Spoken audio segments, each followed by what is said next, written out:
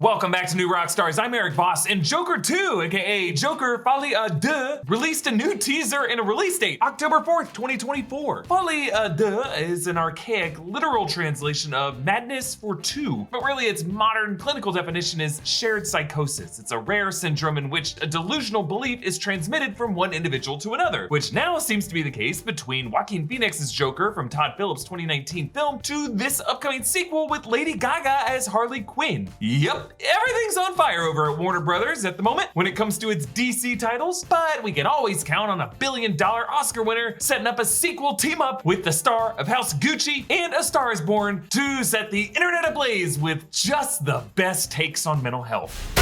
But let's take a look at this teaser to begin to explain what this movie even is. Roll the clip. Heaven, I'm in heaven. This is Erik singing because this is backup music that YouTube won't let us use in our video without it getting demonetized. So here's my version. And we're dancing something, something, cheek to cheek.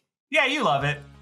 Enjoy those nightmares. So this music is Irving Berlin's famous Cheek to Cheek from the 1935 musical comedy Top Hat, starring Fred Astaire and Ginger Rogers. This is an instrumental section of the song after Fred sings, Heaven, I'm in heaven. And then the two of them go into a dance break. This is what we hear here. We see the silhouette of Joaquin Phoenix as Arthur Fleck, one of those shots when he was suited up in the red, orange, and green suit, cigarette just dangling there, when in the 2019 film he descended into one of his many fanciful episodes. But also we see a silhouette of Lady Gaga, her hair in a bun, wearing a dress with high heels, a tiny heart visible on her cheek. Actually, as these two dance cheek to cheek, the heart on her cheek nears the Joker paint around his eyes. Blue triangles above and below, here looking like an up and down button on an elevator. This teaser ends with Arthur releasing his pathological laughter that he had throughout that 2019 film. This audio actually sounds like it might be directly from the final scene with him in Arkham with an analyst. What's so funny? You wouldn't get it.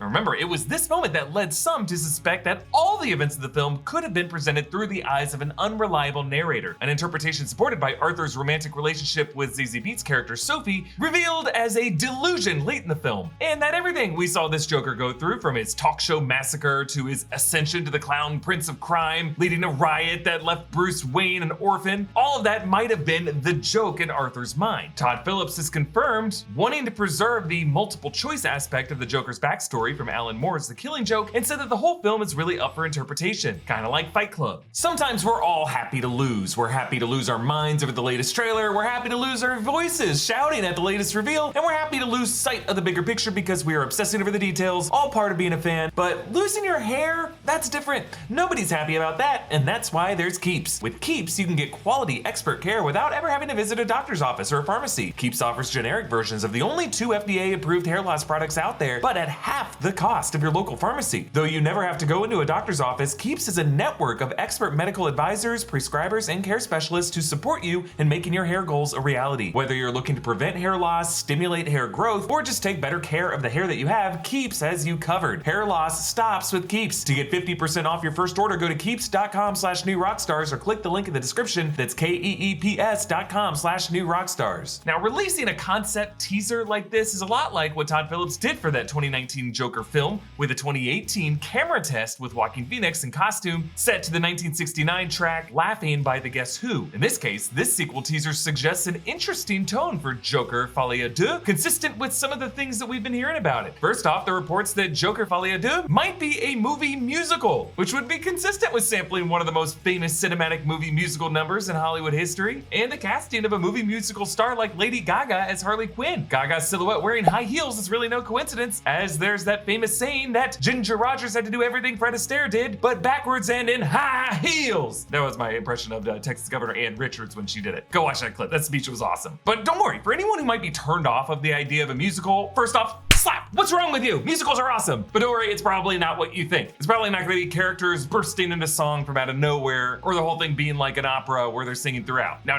The 2019 Joker actually included a musical sequence, if you remember, Arthur dancing down the steps to Rock and Roll Part 2, which then crossfaded into some of the darker tones from the film's score.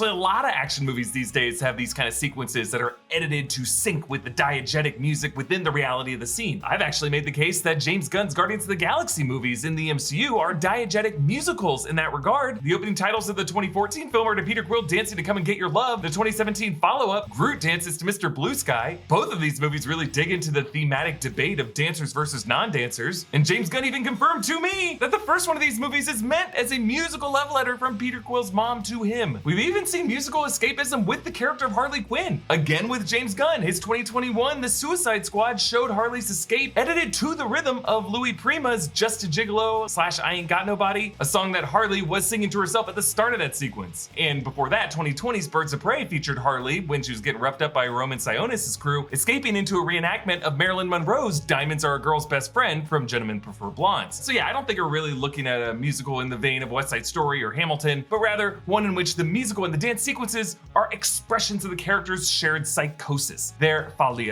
There are other reports that this movie will be set mostly in Arkham Asylum. Assuming its events pick up as the 2019 movie ends, that actually tracks. If we interpret Arthur's bloody footprints as him having killed that former analyst, Arkham might now assign a new analyst to take her place, and that could be how we get the ambitious Dr. Harleen Quinzel. Actually, whenever I hear Cheek to Cheek, my mind goes to Frank Darabont's 1999 film The Green Mile, in which the wrongly accused prisoner and a corrections officer bond over this specific musical number in Top Hat. I think of it as a song of a prisoner imagining his life outside of jail, along with someone who works at that jail feeling sympathy for him. Now, Arthur's exact mental condition was deliberately left unspecified in the 2019 film, but with a title like Folie à Deux, the sequel may explore his pathological laughter being a kind of contagion, a psychological virus that also infects Harley, and for the two of them to now share these delusions. The entire sequel could be set in Arkham, but have a dual reality structure, a base reality frame of the mental hospital, intercutting with a musical fantasy with Arthur and Harley as the Joker and Harley Quinn running amok in their co-imagined Gotham, and then gradually populating more and more of the residents of Arkham into this fantasy by means of their pathological laughter infecting them. As this movie toggles in and out of their delusions, we would see these patients' comic book fantasy counterparts spreading that chaos throughout this fantasy Gotham. Now, yes, you may be struggling with the idea of a serialized narrative in which we know for sure it's really all in the characters' imaginations. Are there any real stakes in that scenario? Like, for example, Marvel Studios' Moon Knight seemed to go in a similar direction in its 4th episode, hinting that Stephen Grant's superheroics are really part of a delusion in the mind of a mental patient, but then pulled back again to reveal the hospital as part of the hero's underworld afterlife transition, and really the hospital part of it to be a trick coming from his inner doubt. I mean, there's still a lot to interpret from Moon Knight, but really, at the end of the day, all the stuff with the godly possession, the invisible jackals, the giant Amit over Cairo, all actually happened in the MCU continuity. But this version of the Joker sequel, by contrast, would just be unfolding in a clearly shared delusion. Now, on one hand, that would help Warner and DC maintain a separation between this reality and that of Matt Reeves' The Batman, which has its own Gotham and its own Joker, so they could go deep into Arthur Fleck's nightmarish imagination without worrying about how it would all connect to the Robert Pattinson Bruce Wayne journey. But on the other hand, one way to give some real-world stakes to Arthur and Harley's delusion could be to give this movie a One Flew Over the Cuckoo's Nest style ending and allow these inmates to overrun the hospital and break out of it and infect the broader, wider outside world with this pathological laughter. Madness for everyone. A Folie